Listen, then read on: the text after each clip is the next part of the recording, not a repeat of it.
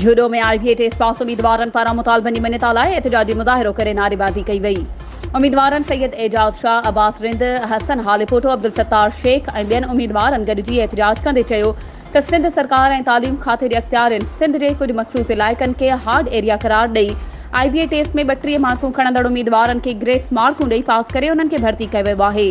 ऐं सिंध जे काफ़ी इलाइक़नि जा उम्मीदवार जंहिं 33 खां वधीक मार्कूं खयूं आहिनि उन्हनि खे नज़रअंदाज़ करे फ़क़ति मनपसंद इलाइक़नि जे उम्मीदवारनि खे मास्तरी जा ऑर्डर ॾिना विया आहिनि,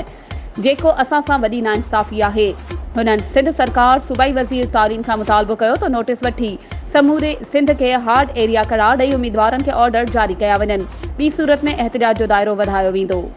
वधीक ख़बरुनि ऐं अपडेट्स जे लाइ असांजे चैनल खे सब्सक्राइब कयो ऐं हा, बेल आइकन खे प्रेस करणु न विसारिजो त जीअं असांजी हर नई अचण वारी वीडियो तव्हां ताईं पहुची